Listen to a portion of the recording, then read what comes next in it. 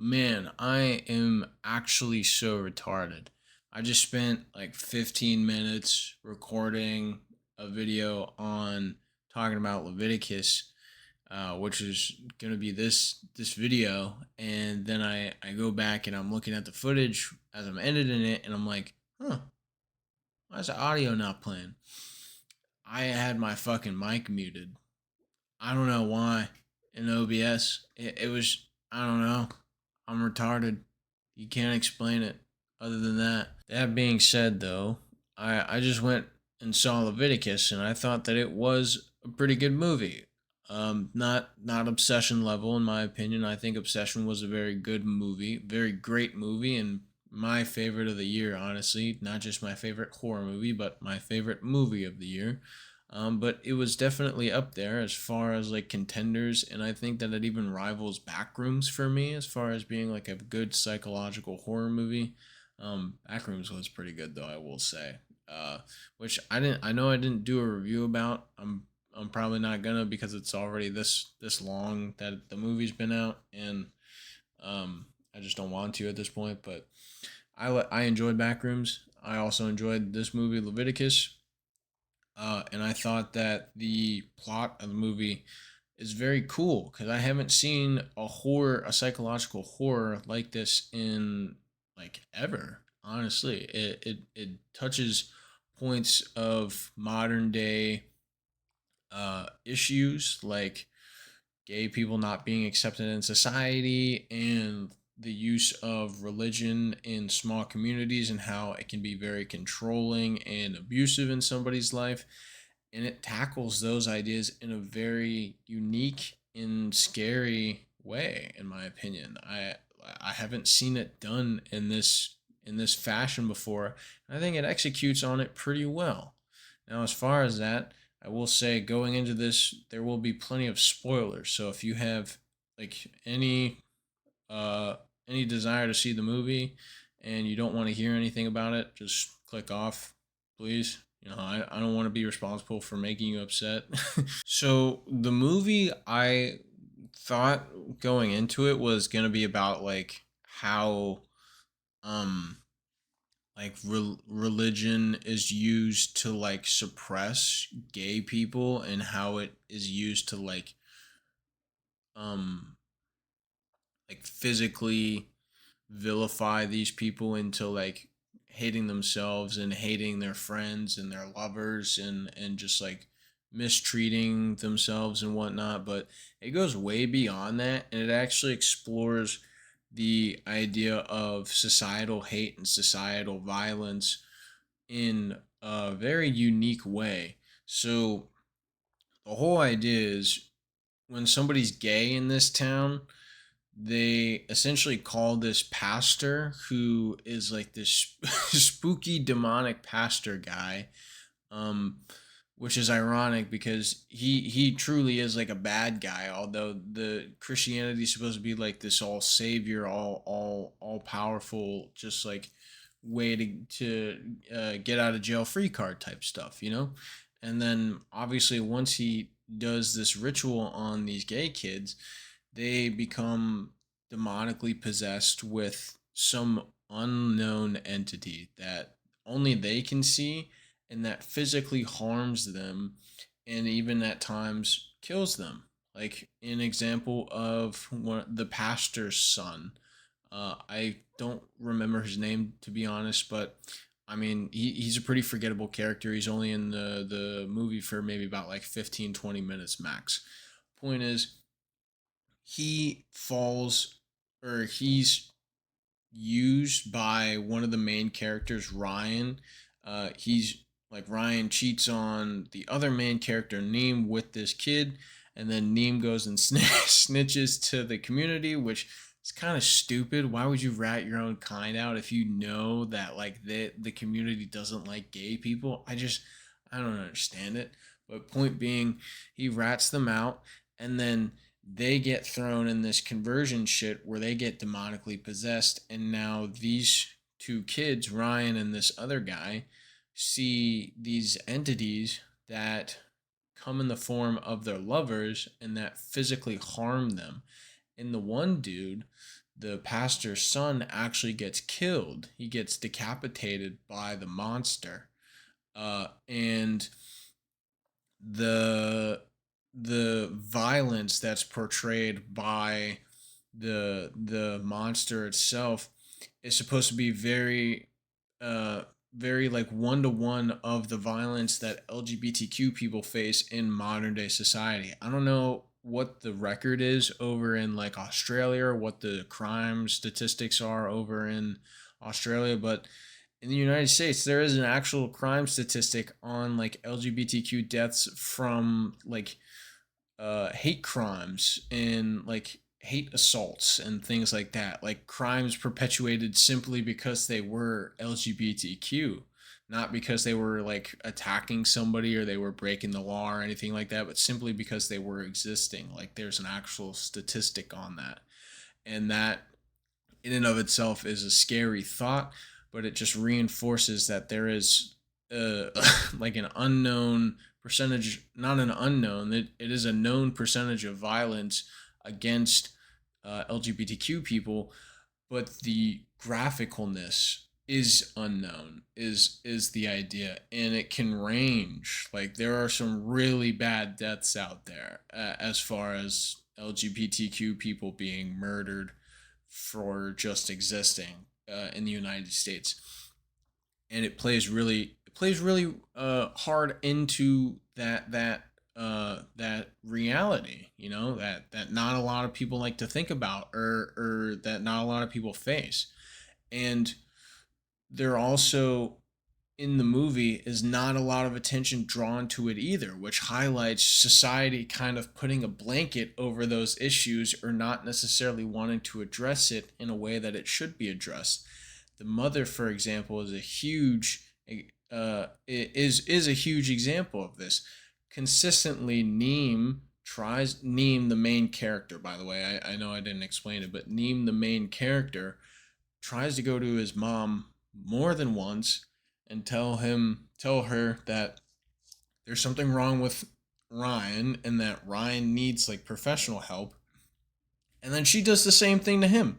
And then once he starts having like issues with this thing, he goes to his mom again, and his mom is like, tough shit, figure it out. Like nobody seems to care.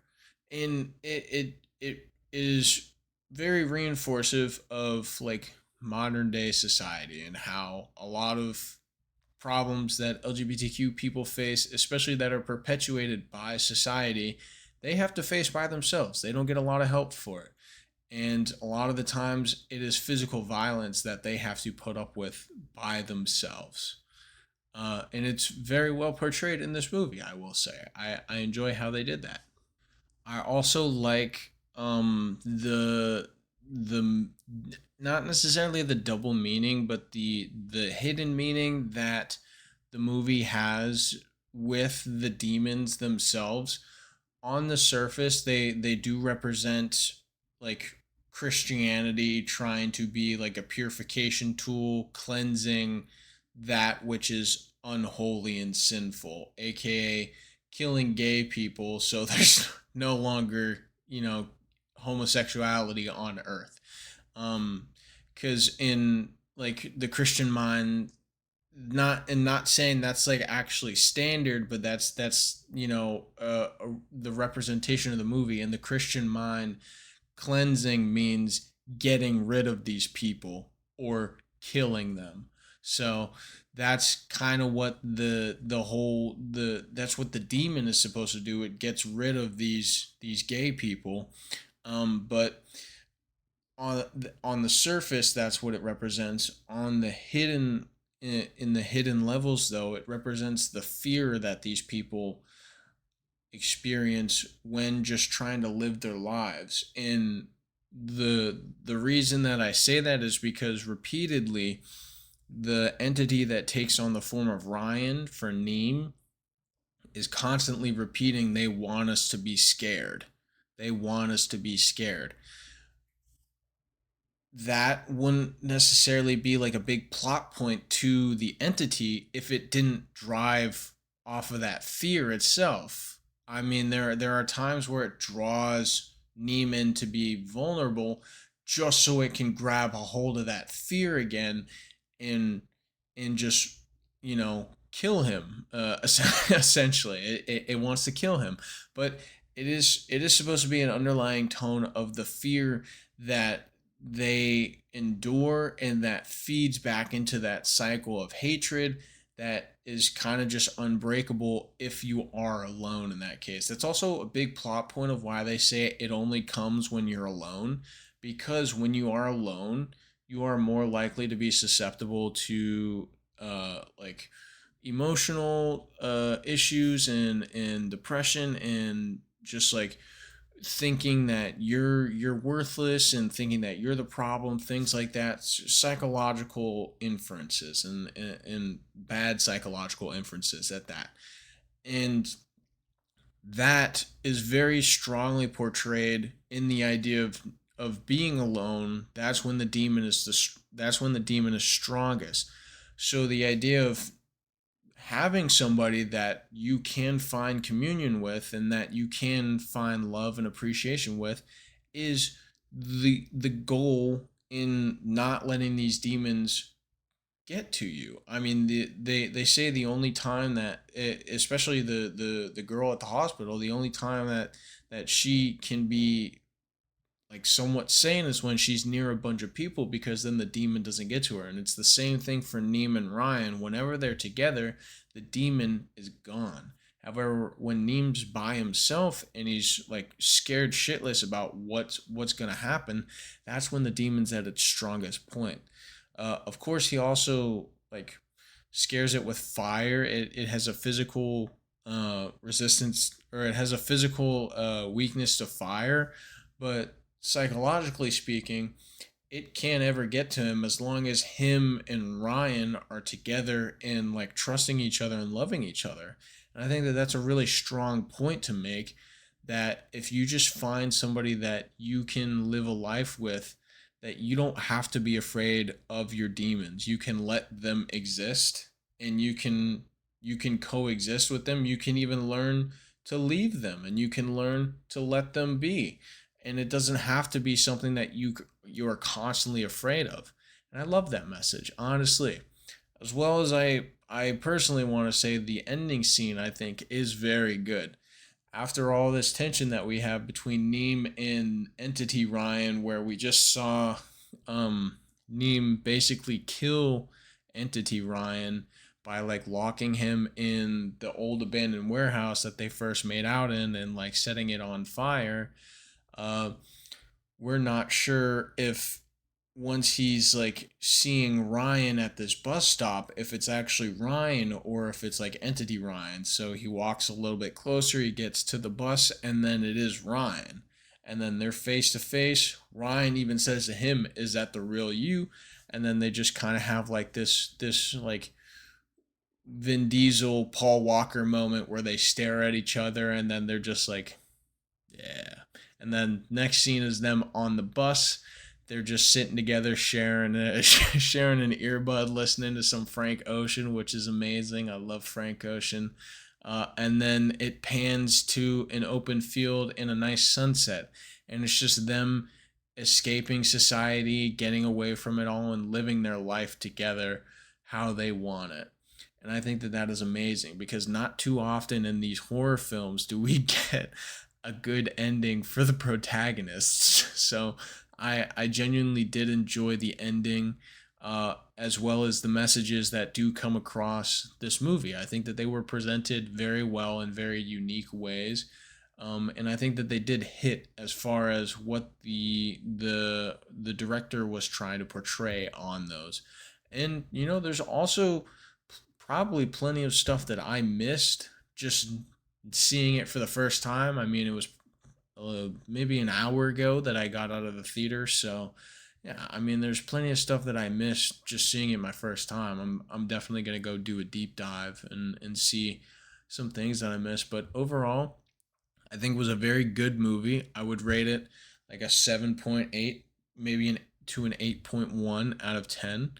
And I would say if you enjoy like gay romance a lot, as well as psychological horror, this is your movie for sure. Like every time they kiss, I don't know if it's just me. I love seeing gay couples on screen because I personally am tired of straight couples. I'm not gay myself, but I love seeing gay couples on screen. And so that sounded that I know that sounded kind of like I'm trying to deflect, but I swear to God I'm not. Point being, I love seeing gay couples on screen, and so it was very refreshing to see. And if you like seeing that a lot, this is your movie. So I mean, definitely go see it if you enjoy that type of stuff, as well as if there's anything that you guys want me to review. Like always, please let me know. I need more media to watch. I would love to just watch as much, consume as much media as I can, so I can become the media man. But yeah, thank you for watching, and as always, have a great rest of your day.